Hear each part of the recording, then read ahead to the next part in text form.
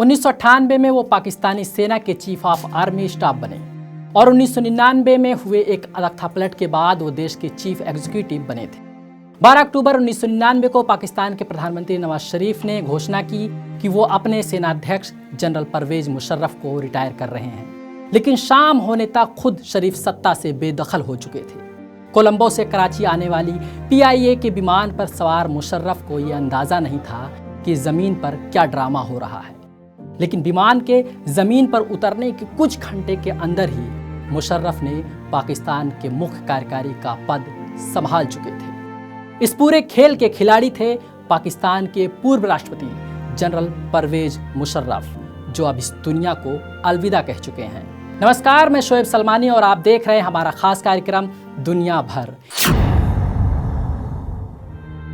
इस कार्यक्रम के माध्यम से हम आपको बताएंगे परवेज मुशर्रफ की कहानी कि कैसे दिल्ली में जन्मा एक लड़का 4 साल की उम्र में बंटवारे के समय पाकिस्तान में पनाह लेकर पाकिस्तान के इतिहास में अपना नाम दर्ज करवाया। मुशर्रफ का जन्म 11 अगस्त 1943 को अविभाजित भारत में दिल्ली में हुआ था।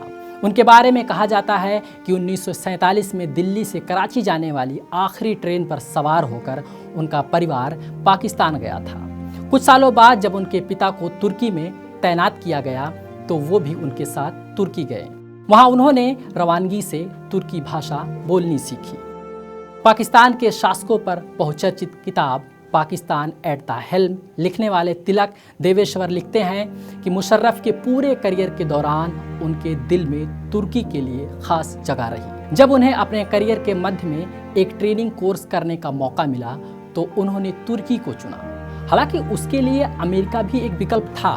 वो जिंदगी भर तुर्की के नेता मुस्तफ़ा कमाल अतातुर्क को अपना आदर्श मानते रहे। एक बार तुर्की की सैनिक अकादमी का मुआयना करते हुए उन्होंने स्वीकार किया जब 1974 में तुर्की ने साइप्रस पर हमला किया था तो वो तुर्की की तरफ से एक वॉलंटियर के तौर पर लड़ना चाहते थे। मुशर्रफ ने अपनी आत्मकथा on the line of fire में स्वीकार किया कि वो अपने फौजी करियर के दौरान एक अनुशासनहीन, बात बात पर लड़ जाने वाले गैर जिम्मेदार और लापरवाह सैनिक थे। 1965 के युद्ध से तुरंत पहले भारत के खिलाफ युद्ध के बादल घिर आने के बावजूद वो जबरदस्ती 6 दिन की छुट्टी पर चले गए थे, जिसे उनके कमांडिंग ऑफिसर ने नामंजूर कर दिया था। उनके खिलाफ कोर्ट मार्शल की प्रक्रिया शुरू हो चुकी थी, लेकिन 1965 की लड़ाई शुरू होने की वजह से वो बच निकले थे। अपने पूरे करियर के दौरान अपने साथियों से लड़ने, अफसरों का आदेश ना मानने और अनुशासनहीनता के लिए कई बार सजा दी गई। उनके सैनिक करियर में कई बार उनकी जान जाते जाते भी बची। वर्ष 1988 में उन्हें जनरल जिया का सैनिक सचिव बनाया गया, लेकिन उन्होंने वो पद स्वीकार नहीं किया। अगर वो जिया के सैनिक सचिव बन जाते तो वो जिया के साथ उस समय C-130 विमान में ज़रूर होते, जो बहावलपुर में क्रैश हो गया था और जिसमें जिया और अमेरिकी राजदूत समेत सभी लोग मारे गए थे। बाद में जब वो राष्ट्रपति बन गए तो उनकी हत्या के कई प्रयास किए गए। 14 दिसंबर 2003 को जब वो हवाई अड्डे से अपने निवास स्थान जा रहे थे तो उनकी कार के पीछे एक धमाका हुआ। जनरल परवेज मुशर्रफ ने अपनी आत्मकथा में लिखा, मैं अपने दाएं बैठे हुए सैनिक सचिव मेजर जनरल नदीम ताज से बात कर रहा था कि मैंने अपने पीछे जोरदार धमाका सुना। मेरी कार के चारों पहिए हवा में थे। मैं समझ गया था कि ये एक बड़े बम धमाका है, क्योंकि उसने 3 टन की मर्सिडीज कार को हवा में उछाल दिया था। इसके 11 दिन बाद यानी 25 दिसंबर को जनरल मुशर्रफ की हत्या का एक और प्रयास किया गया। मुशर्रफ ने लिखा, जब मैं इस्लामाबाद कन्वेंशन सेंटर में भाषण देने के बाद अपने घर लौट रहा था तो करीब 1:15 बजे एक कान फाड़ देने वाला धमाका हुआ। मैंने तुरंत अपनी ग्लॉक पिस्टल निकाल ली जो हमेशा मेरे साथ रहती थी और ड्राइवर जान मोहम्मद से चिल्लाकर कहा, दबा दबा। मेरी कार के चारों पहिए फट गए। मेरा ड्राइवर किसी तरह रिम के सहारे कार को चलाता हुआ मुझे मेरे घर तक ले आया। जब कार घर में घुसी तो उससे धुआं निकल रहा था और उसके बोनट पर मारे गए लोगों के मांस के टुकड़े चिपके हुए थे। इस विस्फोट में 14 लोगों की जान गई थी। सेना में तैनाती के दौरान मुशर्रफ की छवि एक बातूनी और स्वच्छंद व्यक्ति की रही। उन्हें एक ऐसा सैनिक माना जाता था जो ज़रूरत से ज़्यादा जोखिम उठाने के लिए हमेशा तैयार रहता था।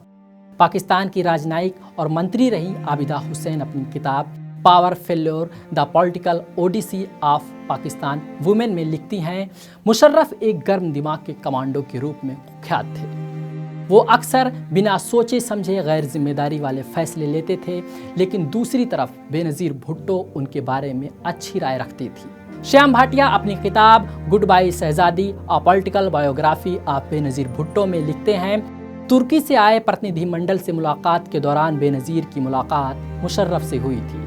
मुशर्रफ उस समय ब्रिगेडियर हुआ करते थे और तुर्की भाषा के दुभाषीय के तौर पर काम कर रहे थे। बेनज़ीर ने उनको तीव्र बुद्धि और स्मार्ट अफसर पाया था। मुशर्रफ को हमेशा इस बात का गर्व रहा कि वो कमांडो हैं। 90 के दशक के शुरू में वो डायरेक्टर जनरल मिलिट्री ऑपरेशन के पद पर तैनात थे और वर्ष 1995 में उन्हें लेफ्टिनेंट जनरल बनाया गया था। जब नवाज शरीफ ने जनरल करामत को बर्खास्त किया तो जनरल मुशर्रफ वरीयता सूची में तीसरे स्थान पर थे, लेकिन शरीफ ने उनसे सीनियर जनरल अली कुली खां और खालिद नवाज को नज़रअंदाज करते हुए उन्हें सेनाध्यक्ष बना दिया था। इसके पीछे संभवतः नवाज शरीफ की सोच ये रही होगी कि मुहाजिर होने के नाते मुशर्रफ को पंजाबी लोगों से भरी सेना की वफादारी मिलने में दिक्कत होगी, लेकिन नवाज शरीफ का फेंका गया पासा उल्टा पड़ा। जब मुशर्रफ ने उन्हें विश्वास में लिए बगैर कारगिल पर हमला करने की योजना बना ली। हालांकि अपनी आत्मकथा on the line of fire में मुशर्रफ ने इन आरोपों का खंडन करते हुए लिखा कि उन्होंने शरीफ को इस अभियान के बारे में 29 जनवरी को स्कर्डू में और 5 फरवरी को मेल में ब्रीफ किया था। इसके अलावा डायरेक्टर जनरल मिलिट्री ऑपरेशन ने उन्हें 17 मई, 2 जून और 22 जून को जानकारी दी थी, लेकिन सुहेल वराइच अपनी किताब गद्दार कौन नवाज शरीफ की कहानी उनकी ज़ुबानी में लिखते हैं। नवाज शरीफ का कहना था कि 29 जनवरी को उनको सेना द्वारा दी गई ब्रीफिंग पर्यटन के बारे में थी और 5 फरवरी की ब्रीफिंग खुले आसमान के नीचे हुई थी, जिसमें सड़क परियोजनाओं पर चर्चा हुई थी। वह ऐसी जगह नहीं थी जहां कारगिल जैसे गंभीर मुद्दे पर चर्चा हो सकती थी। बाद में पूर्व विदेश मंत्री सरताज अजीज ने अपनी किताब between dreams and realities some milestone in Pakistan history में लिखा, उस बैठक में मैं भी मौजूद था। वहां कगान घाटी में वैकल्पिक सड़क बनाने का जिक्र जरूर हुआ था, लेकिन कारगिल का तो नाम तक नहीं लिया गया था।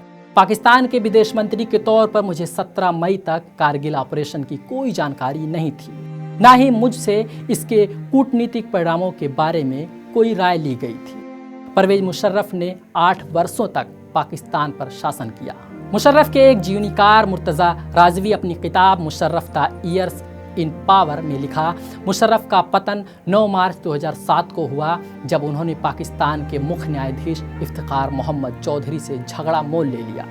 कुछ दूसरे लोगों का मानना है कि उनके जीवन में ढालान तब शुरू हुआ जब उन्होंने 3 नवंबर 2007 को इमरजेंसी लगाई, जबकि कुछ और लोगों की राय है कि मुशर्रफ की सत्ता पर पकड़ तब ढीली हुई जब उन्होंने 15 नवंबर 2007 को सेना की वर्दी उतारी। कुछ लोग बलूच नेता नवाब अकबर बुगटी की हत्या को मुशर्रफ के पतन की शुरुआत मानते हैं।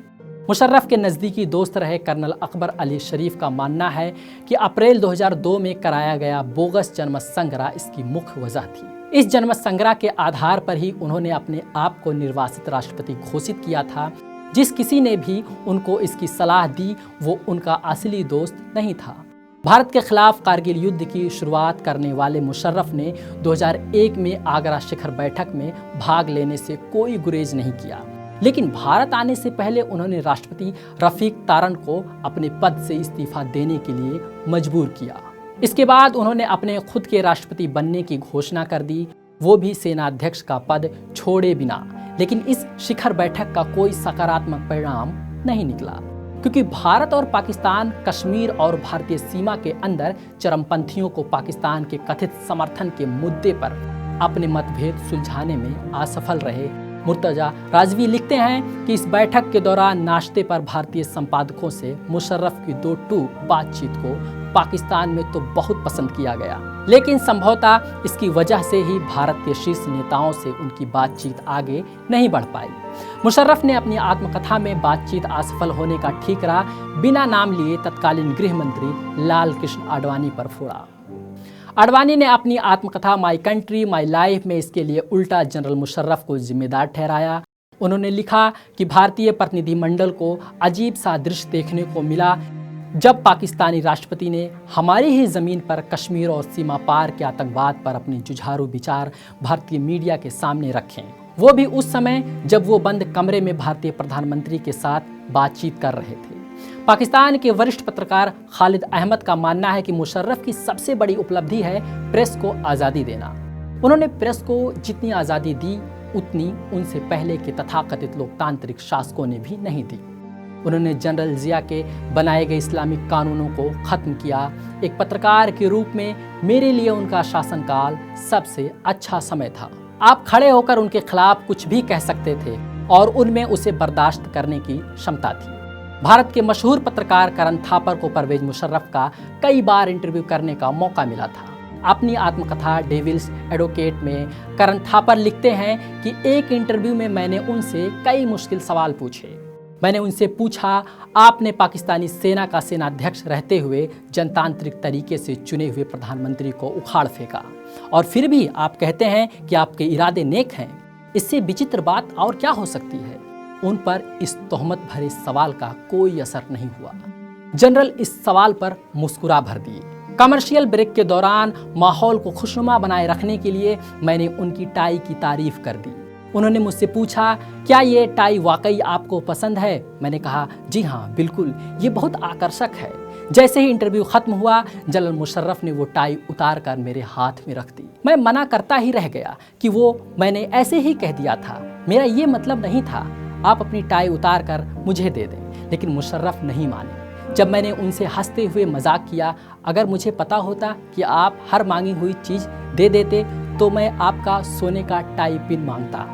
जनरल ने ठहाका लगाते हुए कहा, हाँ, अगर आपको जूते पसंद आ जाएं तो मैं जूते भी आपको दे देता। जनरल मुशर्रफ उदारवादी मूल्यों को मानने वाले थे। उनका बाहरी दुनिया के नेताओं से कनेक्ट पाकिस्तान के पूर्व शासनाध्यक्षों से बेहतर था। खालिद अहमद कहते हैं, वो खुले विचारों वाले शख्स थे। वो एक सैनिक के रूप में ठीक ठाक थे, लेकिन एक असैनिक शासक के रूप में वो खतरनाक व्यक्ति थे। न्यायपालिका से पंगा लेना उन्हें भारी पड़ा था। उसी तरह कारगिल में घुसकर भारत को हराने के सपने देखना भी व्यवहारिक नहीं था। लेकिन आखिर में ऐसी परिस्थितियां बन गई जिनकी वजह से उन्हें अपना देश छोड़कर लंदन में शरण लेनी पड़ी।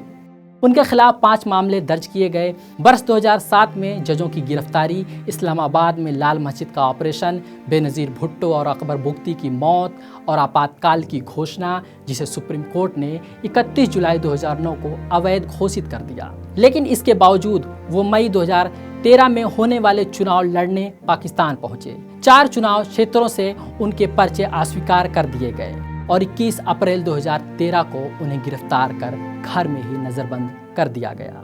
उन पर देशद्रोह का मुकदमा भी चला, लेकिन सरकार की मदद से वो एक बार फिर देश छोड़ने में कामयाब साबित हुए। उनमें एक अच्छी बात ये थी कि वो भ्रष्ट नहीं थे। वो अपने बल पर सेना के ऊंचे पद पर पहुंचे थे, लेकिन उन्हें ये साफ नहीं था कि वो करना क्या चाहते हैं। पाकिस्तान की मशहूर रक्षा विश्लेषक और मिलिट्री इंक पुस्तक की लेखिका आयशा सिद्दीका से एक बार सवाल पूछा गया था, सत्ता में रहने के दौरान जनरल मुशर्रफ की सबसे बड़ी गलती क्या थी? उनका जवाब था, सत्ता में बने रहना।